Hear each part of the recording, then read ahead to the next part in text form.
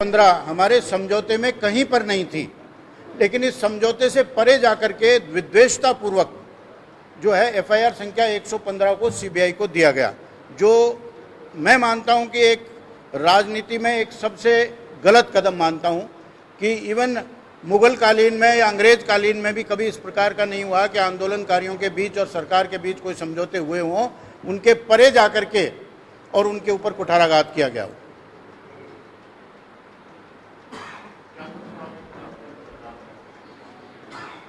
देखिए पढ़ना get it.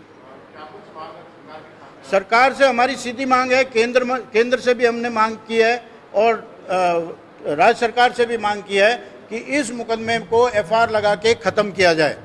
115 number की एफआईआर को जिस तरह से दर्ज किया गया है, इसको जो है वो ख़त्म किया जाए एफआईआर लगा करके।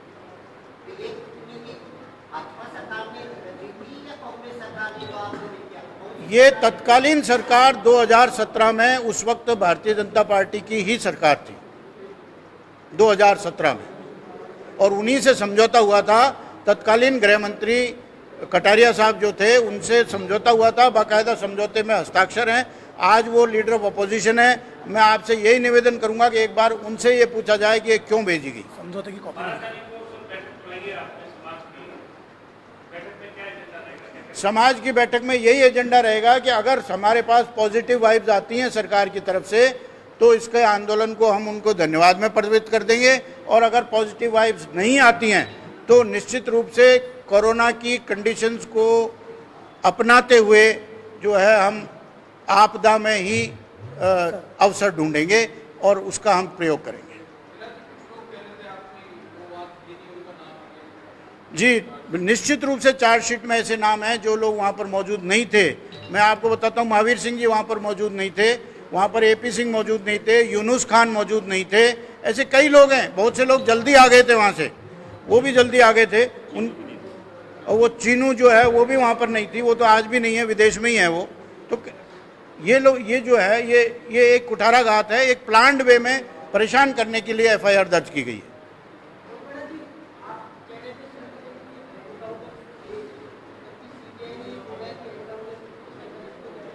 उसकी बिल्कुल फौरी तौर पर जांच की गई। यहाँ तक कि जो एनकाउंटर का सीन रिक्रिएट किया गया वो भी दिन में रिक्रिएट किया गया, क्योंकि वो रात थी अमावस की। अगर उसको सही ढंग से रिक्रिएट करते तो शायद उन्हीं लोगों को बुलाते। वो निश्चित रूप से उसकी भी बहुत फौरी जांच हुई है, तो एक बार उसकी भी पुनः जांच कराई जाए। और उसकी भी हमारी अभी तक जो इन्होंने एफआईआर पेश की है, उसकी प्रोटेस्ट पिटीशन ऑलरेडी दायर हाईकोर्ट में कर दी गई है। लिखित का समझौता कि उसका सीधा साधा समझौता का अर्थ ये था कि जितने मुकदमे दर्ज हुए हैं वो सारे सरकार वापस करेगी। सीधा साधा समझौते का अर्थ ये था, और सिर्फ 190 नंबर की एफआईआर जो है वो सीबीआई से जांच कराई जाएगी। लेकिन इसमें जो धाराएं लगाई गई है, जो आईपीएस महिला अधिकारी थी, उनका इंटरव्यू उस टाइम था कि राजपूत समाज के लोगों ने मुझे वहाँ पर एक घर में ले जा करके बचाया, मुझे खाना खिलाया, पानी पिलाया, मेरे को कपड़े चेंज, दूसरे कपड़े पहना करके, राजपूती ड्रेस पहना करके, और मुझे सेफली बाहर निकाल के लाए। और आज उन्हीं के द्वारा दबाव में उनके लिए भी जो है इस प्रकार की उस एफआईआर में उनके द्वारा भी दिया गया। तो कहने का अभिप्राय है कि पुलिस अधिकारी भी जो हैं वो एक दबाव में काम कर रहे हैं इसमें। तो पुलिस अधिकारियों से भी मेरा ये निवेदन है आपके माध्यम से कि सच्चाई के साथ दें, दबाव में काम नहीं करें।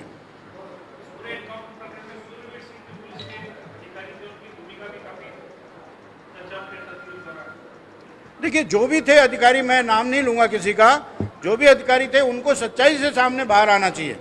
अगर एनकाउंटर हुआ है तो हुआ है, हम कब मना करते हैं अगर एनकाउंटर, लेकिन उसको जस्टिफाई करें।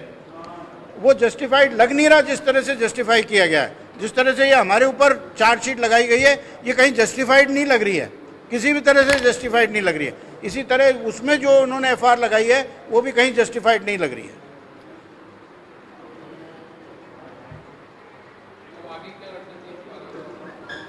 बारह को हमारे समाज के जो प्रबुद्ध लोग हैं, क्योंकि कोरोना का टाइम चल रहा है, बहुत बड़ी मीटिंग नहीं की जा सकती, हम लोग अपने जिला और तहसील हेडक्वार्टर के जो हमारे ऑफिस बेरर्स हैं, जो हमारे पदाधिकारी हैं, उनके साथ एक बार बात करेंगे। और बात करने के बाद 12 तारीख तक हम उम्मीद करते हैं कि केंद्र सरकार इसमें पॉजिटिव रिजल्ट्स देने के लिए हमें आश्वस्त किया गया है। तो हम उम्मीद करते हैं कि अगर 12 तक इसमें पॉजिटिव रिजल्ट्स आते हैं तो धन्यवाद दे देंगे, अगर नहीं आते हैं तो फिर आंदोलन का रास्ता है। सर लीगल तो उपचार जब शुरू होगा जब हमारे पास लीगल नोटिस आएगा। अभी तक हमारे पास लीगल नोटिस नहीं है। अभी हम सिर्फ मीडिया एक सोर्स है हमारा जिससे हमें पता लगा कि वहाँ पर चार्जशीट पेश कर दी गई है, तो ये अभी मीडिया के सोर्स से ही है। हाँ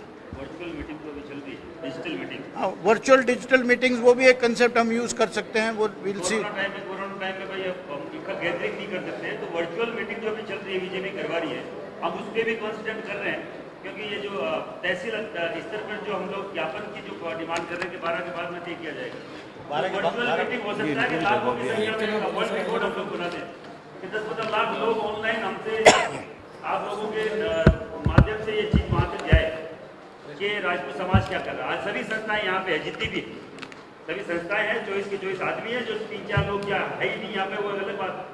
तो 12 को तय करेंगे, 1 लाख सब मिलकर दे किया जाए। ये भी तो हाल फिलहाल तो एक्यूज लोग हैं, वो लोग हैं जिनको अभी बनाया गया।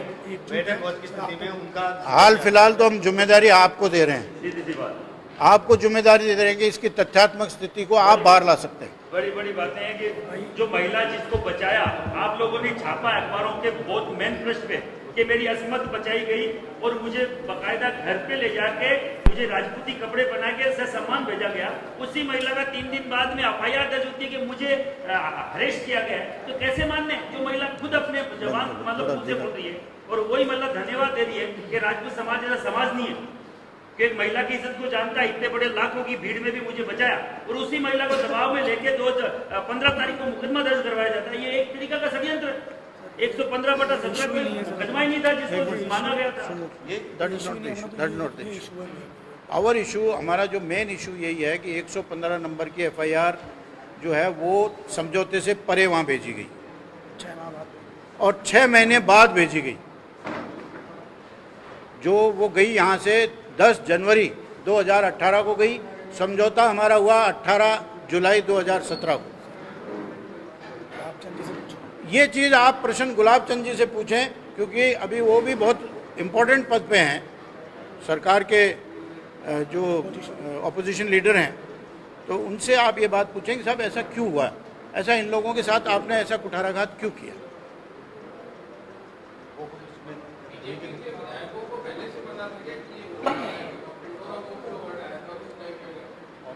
देखिए बीजेपी के विधायकों से भी मेरा एक निवेदन है, आपके माध्यम से निवेदन करता हूं कि मौन अगर वो बैठे रहेंगे तो इस मौन की उनको निश्चित रूप से सजा मिलेगी।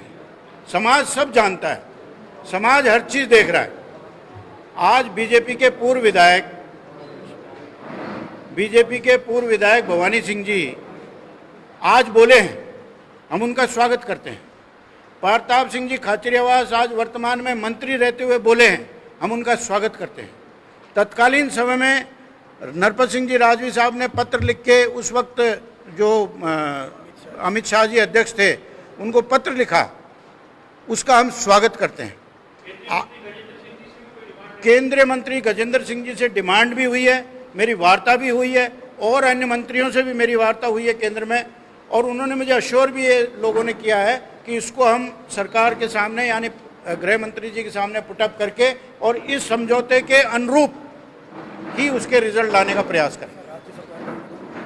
और राज्य सरकार से भी हमने ये मांग की है कि इसको आप विड्रॉ कर सकते हैं, क्योंकि ये राज्य सरकार ने भेजा था। तत्कालीन राज्य सरकार दूसरी थी, अब राज्य सरकार दूसरी है, तो अगर वो इसको विड्रॉ भी कर सकते हैं तो वो भी उस प्रोविजंस को जो है वो अप्लाई करें।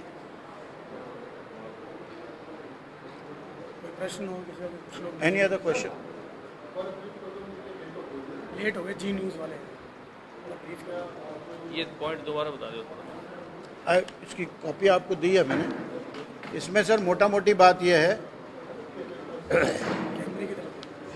जी सर जी,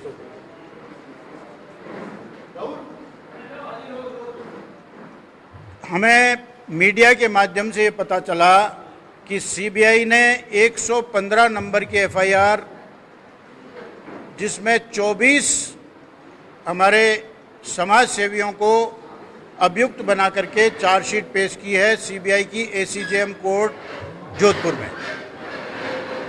अभी इसका कोई लीगल नोटिस हमारे पास नहीं आया, लेकिन हमारा ये कहना है कि 18/7/2017 को तत्कालीन सरकार के गृह मंत्री, पंचायत मंत्री, तत्कालीन सरकार में भारतीय जनता पार्टी के अध्यक्ष, उनके समक्ष, सभी अधिकारियों के समक्ष एक समझौता लिखा गया था। उसमें कहीं भी 115 नंबर की एफआईआर सीबीआई से जांच कराए जाने की बात नहीं थी। लिखित में है, ये भी लिखित में है कि द्वेषतापूर्ण कार्रवाई नहीं की जाएगी। उसमें यह था कि जितनी अन्य एफआईआरें हैं इस प्रकरण से रिलेटेड वो सब ड्रॉप की जाएंगी। और उस समझौते से परे जाकर के 115 नंबर की एफआईआर को इन्होंने सीबीआई से जांच के लिए 6 महीने बाद भेजा। ये चीज़ नोट करने वाली है कि 6 महीने बाद भेजा। समझौता हुआ 18/7 को, एफआईआर सीबीआई में गई 10 जनवरी 2018 को। ये एक द्वेषतापूर्ण कार्रवाई थी और ये एक बहुत बड़ा धोखा था। कौन सरकारों से समझौता करेगा? कौन आंदोलन करेगा? कौन गरीब के लिए बोलेगा? गरीब के लिए, उपेक्षित के लिए, प्रताड़ित के लिए अगर कोई बोलता है तो ये समाज के लोग बोलते हैं या मीडिया बोलता है। इसलिए आज मीडिया को बुलाए जाने का, मीडिया से निवेदन करने का यही था कि इसकी तथ्यात्मक जांच आप करें, आप सच को सामने लाएं कि क्या हम अपराधी हैं, क्या हमारा आपराधिक आचरण है, क्या हम लोगों ने कभी अपराध किए हैं। हम तो, हमारे वो शिक्षा है हमारी क्षत्रिय समाज की कि हम प्रत्येक व्यक्ति का जो है वो सम्मान करते हैं, महिला का विशेष रूप से हम सम्मान करते हैं। ये हमारा आचरण है, हमने कभी किसी के प्रति दुर्भाव नहीं रखा और हम लोगों को इसमें फंसाया जा रहा है। तो ये एक बहुत ही शर्मनाक स्थिति।